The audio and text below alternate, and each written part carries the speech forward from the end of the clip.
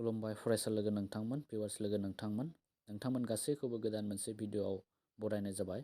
स' फरायसा लोगो नोंथांमोन जोङो थांखांनाय सानफोराव जोंनि चेनेलनि गेजेरजों प्रिभियास इयरनि कुइसन पेपारनि सलुसनफोरखौ होनाय जादोंमोन आरो बेफोर सलुसनफोरनि PDF फाइलखौ मोननो थाखाय नैबे भिडिअनि डिसक्रिपसनाव मोनसे लिंक होनाय दङ। बे लिंकनि गेजेरजों नोंथांमोना थांनानै PDF फाइलखौ मोननो थाखाय एप्लाइ खालामनो नांगोन आरो बेवहाय कमप्लिटलि आं नैबे भिडिअनि गेजेरजों नोंथांमोननो दिन्थिनाय जागोन नोंथांमोना PDF खौ माबायदि एप्लाइ खालामनायनि गेजेरजों मोननो हागोन। स' नोंथांमोना भिडिअखौ जोबजासिम नाय आरो बे PDF फाइलाव नोंथांमोना मा सलुसनफोरखौ मा सोंथिफोरखौ मोननो हागोन बेफोरनि बागैबो एफा आयदा होनाय जागोन। स' भिडिअखौ नोंथांमोना जोबजासिम नायब्लानो जाबाय। स' फरायसा लोगो नोंथांमोना नैबे भिडिअनि गेजेरजों बे भिडिअनि डिसक्रिपसनाव मोनसे लिंक होनाय दङ। बेवहाय गिबियावनो थांग्रो आरो बेखौ क्लिक खालामखांनायनि उनाव गिबियावनो बेवहाय नोंथांमोना बेवहाय होम पेज नुनो मोनगोन आरो बे होम पेजाव बेवहाय लिरनाय थागोन बेवहाय HSLC previous year paper solve दा बेबायदि थागोन आरो बेखौ नोंथांमोना बायनो नांगोन। बेखौ फ्रि मोननाय जानाय नङा, मानो होनोब्ला बेफोरनि सोंलुनि फिननायफोरखौ दिहुननायाव एसे टाइम नांगौ जादों। बेखायनो जोङो बांद्राय नोंथांमोननिफ्राय चार्ज लानाय जायाखै। जास्ट बेवहाय जोङो फिसा मोनसे एमाउन्ट हमनानै बेखौ लानाय जादों आरो बेवहाय पार साबजेक्ट हिसाबै गासै 149 रांल' लानाय जादों बेखौ साबजेक्ट मोनसेनि थाखाय। आरो बेवहाय बे पार साबजेक्ट हमना ला नोंथांमोना साइन्स साबजेक्ट जुदि PDF फाइलखौ नांगौब्ला साइन्स साबजेक्टनि प्रिभियास इयरनि कुइसन पेपारनि सलुसनखौ नांगौब्ला नोंथांमोना 149 पे होनायनि गेजेरजों नोंथांमोना बे PDF फाइलनि प्रिभियास इयरनि सलुसनफोरखौ मोननो हागोन। आरो बिदिनो जुदि गांनै लायोब्ला बा गांनै नोंथांमोना साइन्स आरो मेथ्सखौ लायोब्ला बेखौ डाबल खालामना होब्लानो जायो 149 प्लास 149 प्राय नोंथांमोना 300 रांखौ पे खालामनाङा। आरो जुदि नोंथांमोना गांथामखौ लायोब्ला अब्लाना 450 बेबायदि अनलाइन पे खालामनायनि गेजेरजों नोंथांमोना पे होखांनायनि उनाव PDF फाइलखौ मोननो हागोन। आरो बेवहाय जोङो 5 इयार्स पेपार सलुसनफोरखौ होनाय जादों। नोंथांमोननि साइन्स जा इंलिश जा बा इंलिशआ बेनिख्रुइ बांसिन दङ। दा नोंथांमोना भिडिअखौ जोबजासिम नायलांदो। दा बेखौ बे जाबाय होम पेज। बेनिफ्राय नोंथांमोना बेवहाय नेक्स्टआव थांनो नांगौ। बेनिफ्राय नेक्स्टआव फैबाय नेक्स्ट पेजआ जाहैबाय पेमेन्ट डिटेल्स। बेवहाय नोंथांमोना एमाउन्टखौ नुनो मोनदों 149 रुपिस। बेवहाय गिबियावनो नोंथांमोना गावबा गावनि नेमखौ लिर। बेवहाय गावबा गावनि आंनि नेमखौ लिरनोसै। हमना ला आंनि मुङा जाहैबाय गोरलै सलुसन, बेखौनो लिरबाय आङो।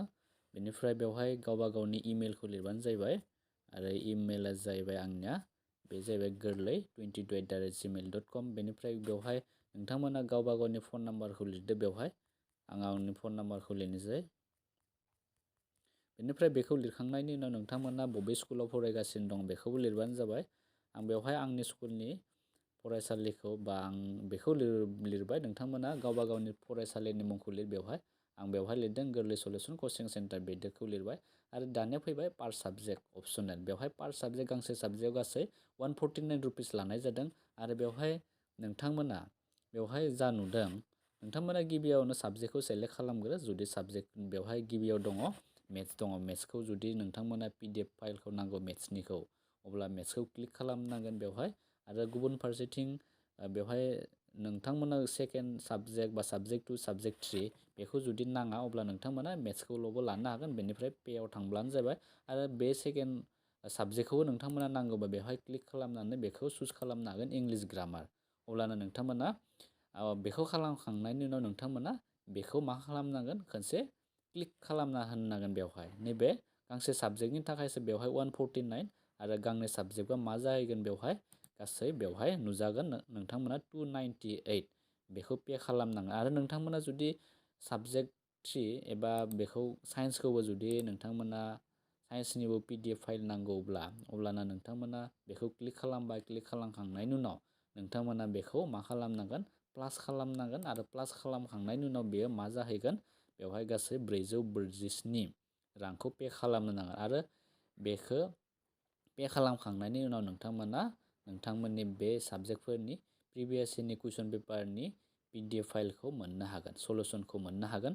आरो बेवहाय बेखौ गोसोआव लाखि जे नोंथांमोना बेखौ गांथाम साबजेक्ट जुदि बेवहाय दङ गांथाम साबजेक्ट थानायखाय नोंथांमोना बेवहाय 3 जुदि होयोब्ला बेयो गांथाम साबजेक्टनि जेसेबां जानो नांगौमोन बेनिख्रुइ बांसिन 592 जायो। बे 592आ बेखौ फोरमायाखै, बे गांथाम साबजेक्टनिखौ फोरमायाखै, बेखौ गांब्रै साबजेक्टनिखौसो फोरमायनाय जादों।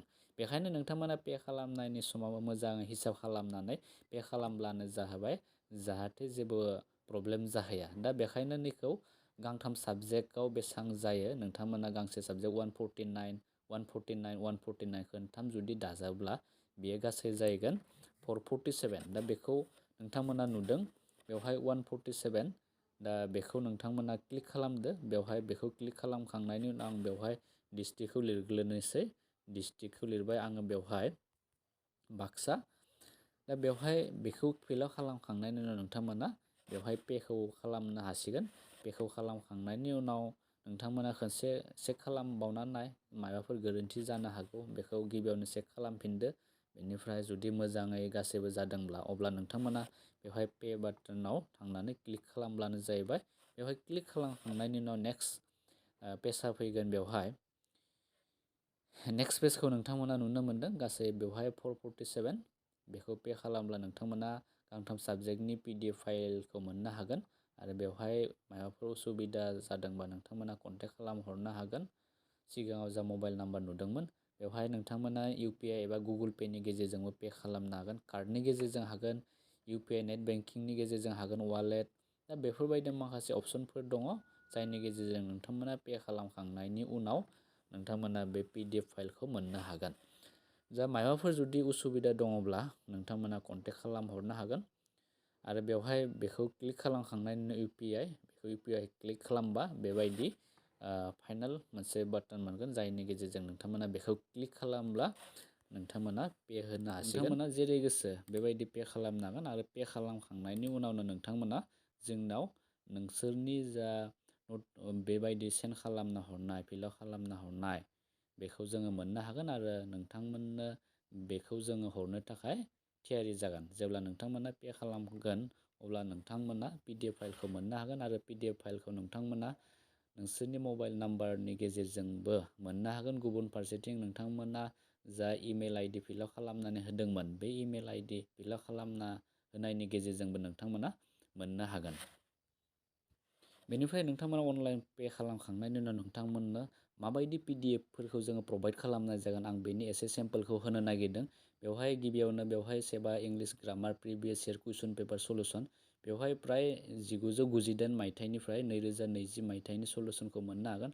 आरो इंलिश ग्रामाराव बेवहाय डिटारमिनार्स थागोन, प्रिपजिसन थागोन, टेन्स कारेक्सन थागोन, narration, voice, synthesis of sentence, vocabulary, sentence correction, make sentence, before गासैखौबो नोंथांमोना मोननो हागोन। आरो बेफोर जाबाय प्रिभियास इयारनि सलुसननि पेपारनि सलुसनफोर। आरो बेनि अनगायैबो नोंथांमोना साबजेक्टनि जा टेक्स्ट बुक बेफोरनि कुइसन एन्सारफोरखौबो मोननो हागोन। आरो बेवहाय एसे माबा होनाय जादों, बेवहाय इंलिश ग्रामार बेबायदि नोंथांमोना एन्सारफोरखौ मोननो हागोन।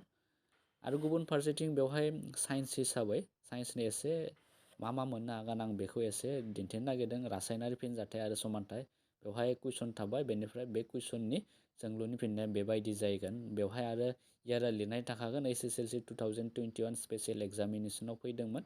बिदिनो नोंथांमोना 5 बोसोरनि सोंनायनि फिननायफोरखौ मोननो हागोन, थांखांनाय 5 बोसोर HSLC बेखौ। बेनिफ्राय बिदिनो खोन्दो 2 दङ, बेनिफ्राय बिदिनो दङ खोन्दो 3, बिदिनो गुबुन गुबुन चेप्टारफोरखौ नोंथांमोना मोननो हागोन। आरो जायफोर फरायसा बिथांमोना इंलिश मिडियामनि बिथांमोनाबो बिदिनो इंलिशनिबो मोननो हागोन, साइन्सआनो जा मेथ्सआनो जा।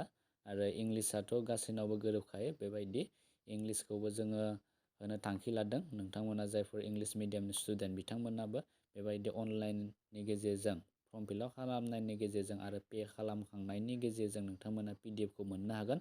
बेनिफ्राय गुबुन फारसेथिं मेथ्सखौबो एसे नोंथांमोना सेम्पोल हिसाबै दिन्थिना होनो नागिरदों। बेवहाय रियेल नाम्बार क्लास 10, बेवहाय बेफोर जाबाय थांखांनाय पेपारफोरनि सोंलु। आरो बेफोर सोंलुनि फिननायफोरा बेबायदि। दा बे जाहैबाय 2019 फैनाय। बेफोर गासैखौबो नोंथांमोना